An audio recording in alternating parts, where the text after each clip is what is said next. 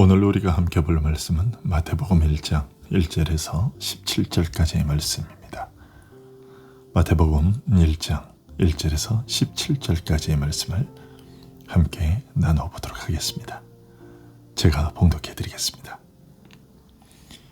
아브라함과 다윗의 자손 예수 그리스도의 계보라. 아브라함이 이삭을 낳고 이삭은 야곱을 낳고 야곱은 유다와 그의 형제들을 낳고 유다는 다말에게서 페레스와 세라를 낳고 페레스는 헤스론을 낳고 헤스론은 람을 낳고 람은 아미나답을 낳고 아미나답은 나손을 낳고 나손은 살몬을 낳고 살몬은 라합에게서 보아스를 낳고 보아스는 루색에서 오벳을 낳고 오벳은 이새를 낳고 이새는 다윗 왕을 낳으니라.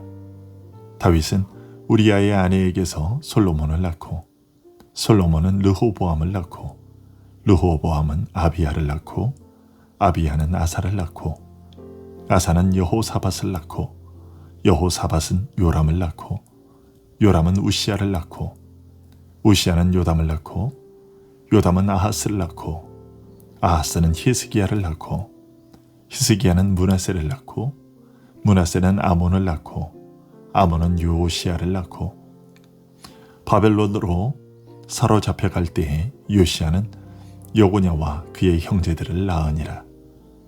바벨론으로 사로잡혀간 후에 여고냐는 스알디엘을 낳고 스알디엘은 스룹바벨을 낳고 스룹바벨은 아비훗을 낳고 아비훗은 엘리야김을 낳고 엘리야김은 아소르를 낳고 아소르는 사독을 낳고 사독은 아킴을 낳고 아킴은 엘리웃을 낳고 엘리웃은 엘르아사를 낳고 엘르아사는 mat단을 낳고 mat단은 야곱을 낳고 야곱은 마리아의 남편 요셉을 낳았으니 마리아에게서 그리스도라 칭하는 예수가 나시니라.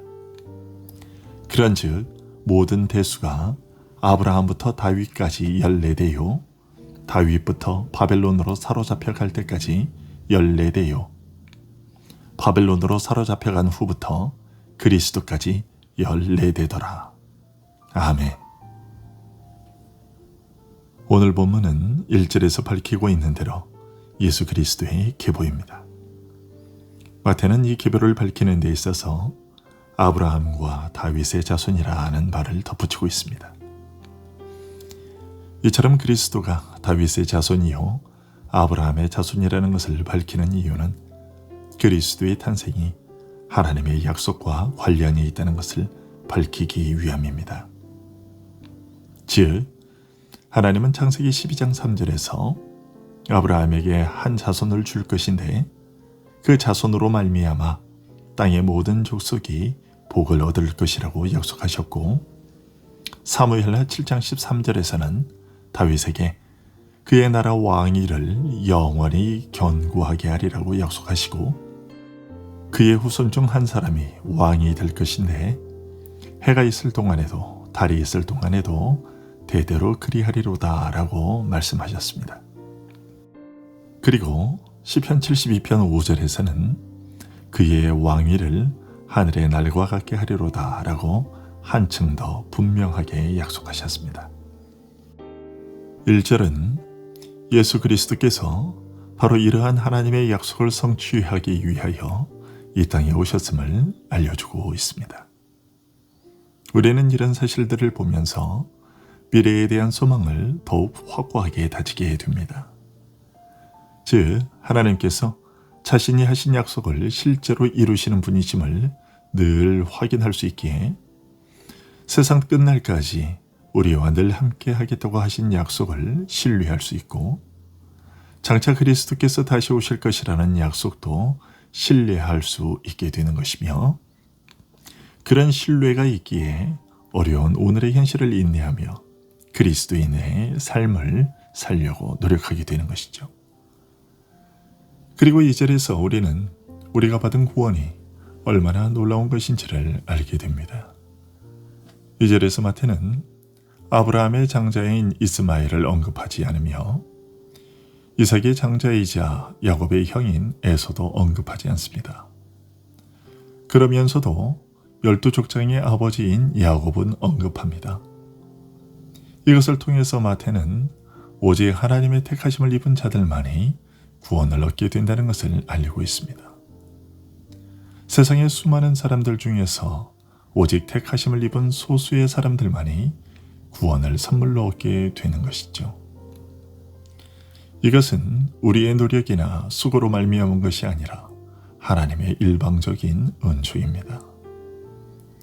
이런 은총 하나만 생각하더라도 우리는 하나님을 평생토록 높이고 감사하기에 충분합니다.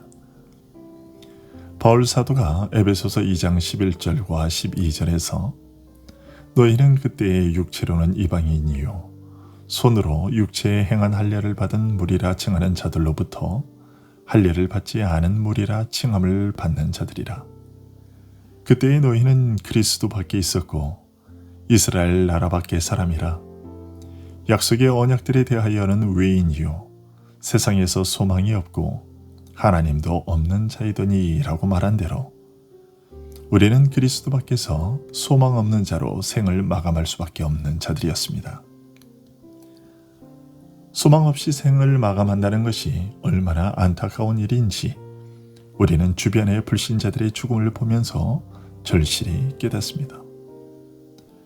우리도 그렇게 소망 없이 죽음을 맞이해야 할 수밖에 없는 자들일 뻔했습니다. 하지만 이제는 전에 멀리 있던 우리가 그리스도 예수 안에서 그리스도의 피로 가까워졌습니다. 그리하여 이제부터 우리가 외인도 아니요 나그네도 아니요 오직 성도들과 동일한 시민이요 하나님의 권속이 되었습니다. 이 은혜가 얼마나 놀라운 것입니까? 이 은혜의 크기를 아는 자일수록 이 세상에서의 삶이 더욱 행복하며 즐거워지는데요. 3절은 우리가 받은 그 구원의 크기가 얼마나 큰 것인지를 더욱 도드라지게 보여줍니다. 3절에서 마태는 며느리 다말과 부적절한 성적 관계를 가진 유다를 언급합니다. 다말이 정욕에 의한 충동을 따라 시아버지와 성적 관계를 맺은 것은 아니었다 할지라도 그녀가 시아버지에게 행한 방법은 불법적이고 악한 일이었습니다. 그리고 유다는 의도적으로 간음을 저지르고자 했고 며느리인 줄 모르기는 했지만 며느리와 성적 관계를 맺게 되었습니다. 마태는 이런 사실들을 통해 우리를 구원하기 위해 이 땅에 오신 그리스도께서 얼마나 자기를 비우고 낮아지셨는지를 보여주고 있습니다. 이런 사실은 6절을 통해서도 드러나고 있습니다. 6절은 다윗이 부하 우리아의 아내였던 바세바와의 사이에서 솔로몬을 낳았음을 밝히고 있습니다. 다윗은 바세바를 얻기 위해 그녀를 남편으로부터 갈라놓고 죄 없는 우리아를 전쟁터로 보내어 적군의 칼에 죽임당하도록 하는 비열한 짓을 저질렀습니다. 하나님의 아들이신 그리스도는 자신의 혈통을 온갖 치욕이나 오명의 흔적이 없는 깨끗한 가문의 후손으로 오실 수도 있으셨습니다. 하지만 이 불명예스럽고 치욕스러운 일을 저지른 자들의 후손으로 자기를 비워 종의 형체를 가지고 이 세상에 오셨고 벌레요 사람이 아니라 사람의 비방거리요 백성의 조롱거리가 되셨으며 마침내 저주받은 십자가의 죽음을 겪으셨습니다. 자신의 조상들 가운데서 일어났던 근친상간으로 말미암은 흠을 자신의 족보 속으로 받아들이기를 거부하지 않으셨습니다.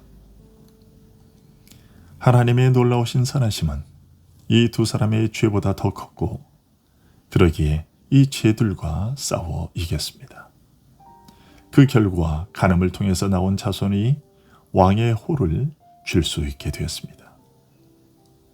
이와 같은 그리스도의 낮아지심을 통해 우리가 구원을 얻을 수 있게 된 것입니다. 그러나 그리스도께서는 낮아지셨지만 또한 왕이셨습니다. 마태는 그리스도의 족보에서 유일하게 다윗에게만 왕이라는 칭호를 덧붙였습니다. 왜냐하면 하나님은 다윗이라는 인물을 통해 장차 자기 백성을 이끄실 인도자이신 메시아를 모형적으로 나타내셨기 때문입니다. 왕이라는 직분은 다윗 이전에 이미 사울이 지니고 있었지만 사울은 백성들의 소동과 불경건한 욕구에 의해 왕이 된 것이기 때문에 하나님께서 인정하시는 합법적인 왕권은 다윗으로부터 시작되었다고 할 수 있습니다. 특히 다윗에게는 내 왕위가 영원히 견고하리라고 약속하신 하나님의 언약이 있었기 때문에 더욱 그러합니다. 이스라엘 백성들이 하나님의 몽해를 떨쳐버리고 불행하고 악하게도 자신들에게 왕을 세워 자신들을 다스리게 해달라고 말하며 왕을 요구했기 때문에 하나님은 사울을 세워 짧은 기간 동안 왕으로 삼으셨습니다. 하지만 하나님은 얼마 후에 참된 복의 보증인 하나님 나라를 다윗을 통해 견고히 하셨습니다. 마태는 이러한 다윗에게 왕이라는 칭호를 붙임으로써 그리스도께서 자기 백성의 왕으로 이 땅에 오셨음을, 하나님께서 인정하신 유일한 왕이 바로 그리스도이심을 알리고 있습니다. 그리고 마태가 언급한 다윗의 부끄러운 죄악이 우리에게 알려주는 사실이 있는데요. 그것은 다윗이 저지른 그 악이 바로 유대인들에게 육체를 자랑하지 말도록 하는 경고였다는 사실입니다. 즉 다윗이 이스라엘이라는 나라를 견고하게 세울 수 있었던 것이 그의 탁월함에 있었던 것이 아니라 하나님의 은혜로 인한 것이었음을 알라고 하는 것이죠. 이스라엘 백성들의 영광은 사람에 의한 것이 아니라 하나님의 역사하심에 의한 것이었습니다. 12절의 기록이 이것을 다시 한번 확증하고 있습니다. 12절에서 마태는 왕들의 후손들이었던 다윗의 후손들이 바벨론의 포로였던 사실을 언급합니다. 다윗의 후손들이 포로와 노예가 되었다는 사실은 나라가 멸망했다는 것입니다. 그러나 하나님께서 다윗에게 약속하신 왕권은 포로기 이후에도 계속되었습니다. 즉 이스라엘 백성들은 바벨론에 의해 나라가 멸망하여 없어졌지만 여전히 다윗의 후손들의 다스림 아래에 있었는데 스룹바벨이 그것을 보여줍니다. 바벨론 포로였다가 고국으로 돌아온 자들은 스룹바벨의 권위에 복종했습니다. 이 일은 하나님이 창세기 49장 10절에서 규가 유다를 떠나지 아니하며 통치자의 지팡이가 그 발 사이에서 떠나지 아니하기를 실로가 오시기까지 이르리니 그에게 모든 백성이 복종하리로다 라고 하신 언약을 이루신 것입니다. 명확하게 드러나지는 않았으나 여전히 왕권의 파편들이 바벨론 포로기 이후 그리스도가 오실 때까지 남아있게 하심으로써 이스라엘 민족에게 여전히 하나님의 은혜의 빗줄기가 그들에게 비춰지도록 하셨습니다. 13절 이후에 스룹바벨 이후에 다윗의 자손들의 족보가 바로 이런 것을 보여주죠. 마찬가지로 우리가 하나님 나라 백성이 되고 교회가 확장되어 가는 것도 우리 인간들에게 우리 자신에게 어떤 탁월함이 있어서가 아니라 오직 하나님의 은혜로 말미암은 것입니다. 다윗에게 부으셨던 기름처럼 하나님께서는 그리스도에게 기름을 부어 만왕의 왕으로 세우셨고 우리는 그 왕을 통하여 구원을 얻고 그의 통치를 받으며 그의 보호 아래 안전히 갈 수 있게 되었습니다. 언뜻 보기에 별 의미 없어 보이는 그리스도의 계보는 이토록 놀라운 하나님의 은혜를 담고 있으며 하나님은 이런 사실을 통해 우리에게 힘과 용기를 내도록 하십니다.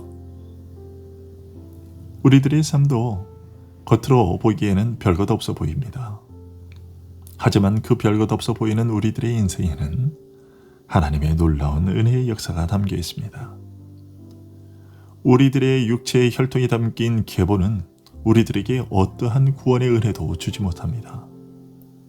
하지만 하나님께서는 보잘것없는 우리 인생의 계보에 그리스도를 넣어주셔서 영원한 구원을 영생을 얻도록 하셨습니다.